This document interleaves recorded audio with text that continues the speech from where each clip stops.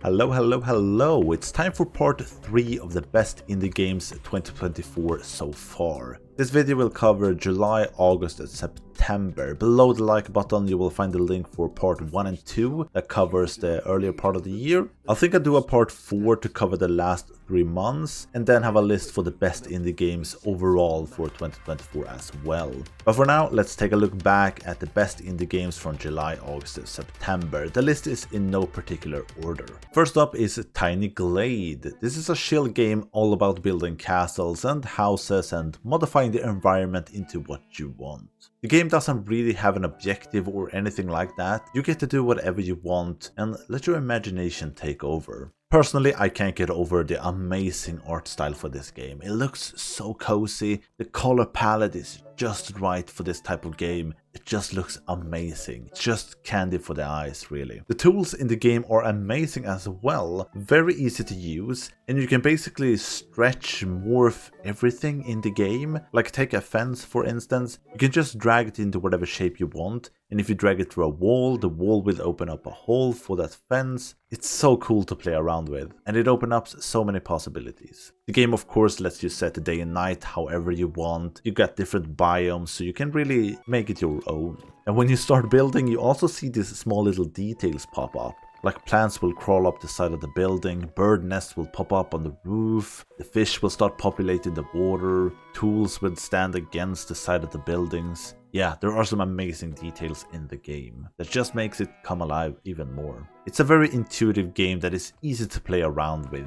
And on top of that, you have the subtle and pleasant music. Yeah, it just makes for an excellent experience. Then we have Nodebuster. I came across this game and I bought it immediately. And this is like the hidden gem of hidden gems. It's a very small game that is focused around what makes grinding and upgrading and progressing in games so addictive. The gameplay is basically killing different shapes by hovering over them. When you kill the shapes, you get upgrade points that you can spend in a skill tree. The skill tree starts off really small, but once you start spending points, the tree just grows and grows, with upgrades ranging from more HP, damage, collection of resources, attack speed, new attacks, shield, and much more. It is a very small game. I completed it in I think 3 hours, so it's definitely on the shorter side, but it's only $3 as well. And it might sound a bit boring, but it is well executed and becomes really addictive really fast. And yet has a chill vibe to it. The game really knows what it is and does it to perfection. Next up we have Peglin. Peglin have been in early access for about 1.5 years, and I just found out about the game when it hit 1.0 this August. Peglin is a combination between Pegels and Slay the Spire. It's a really cool mix, and it works a lot better than I expected. The game has a roguelike structure to it, where you have a map and choose your path, and then you have fights that is structured like Pegels. Almost. In each fight you have a set of enemies or a boss to kill in order to progress, and to damage the enemies or boss, you shoot your balls and have them hit the Pegels, and for each you do a set of damage. But the interesting part comes when you have different balls that have different effects, and it can be as simple as damage in another way, or damaging several enemies, or putting armor on a Pegel and then when you hit the armor again, you get armor, or an electrified ball that hits several Pegels at the same time, or poison and then you have that stacked. And with the right balls, this becomes insane. And your ball economy kind of works like a deck building roguelike, where if you have too many balls, you can't really focus on a set strategy, so there is also ways to get rid of balls. But yeah, all this works a lot better than I thought it would, and lends itself to a kind of amazing experience. Sure, the balancing isn't perfect, but I think that's okay. And you of course have relics and other things that affect the game, like different characters, so there is quite a lot to this game. Next up is Nova Drift. It also hit 1.0 this August, and I've been in development for 5 years. I totally missed this title as well, but this is a roguelite space shooter in an arcade style formula. You don't have the traditional roguelike map here, you just go from one encounter to the next. A much more streamlined experience. It's basically just action stacked upon action, and it is a blast to play. The game really keeps you on your toes as it just throws new enemies at you, more challenging enemies, more insane combination of enemies, and the neon vibe really makes the game pop. The upgrades are a highlight as well. I think there are over 200 of them, and they of course vary from new weapons to upgrades of these weapons, combination of weapons, to protection, drones, effects, you name it, it's probably here. And then you have a lot of these upgrades working in tandem with each other, so you can make builds that are quite insane.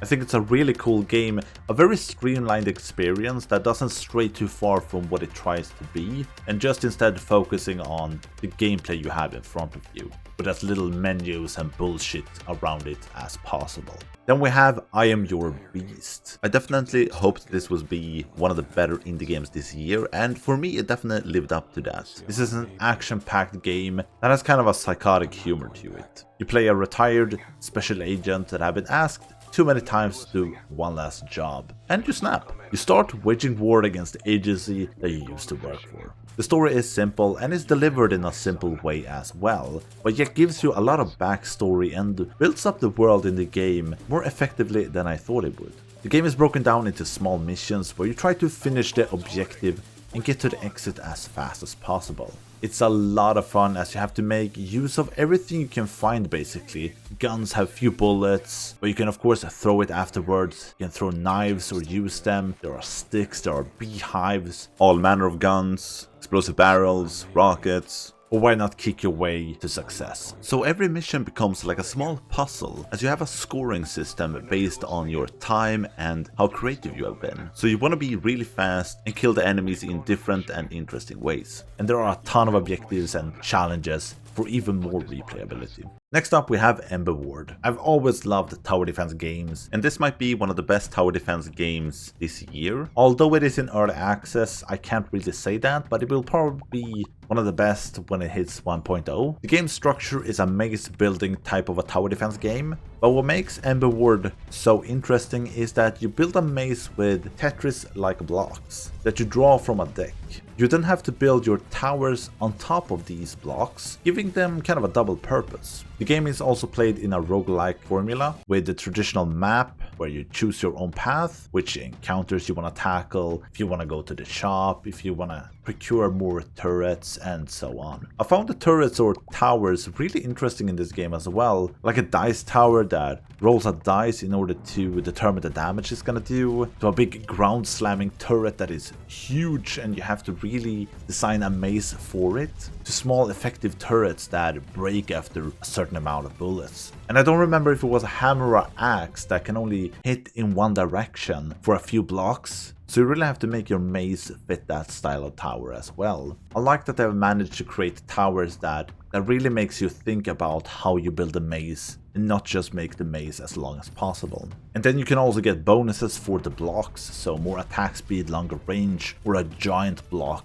The game does a lot, but it does it really well, and it doesn't ever feel over-designed. Next up is Mega Loot. There have been a few games that have focused around the looting aspect and made it the main part of the game. This is what the developers for Mega Loot have done as well, and it's a really cool little game where the gear is the main part and the battles take like a backseat.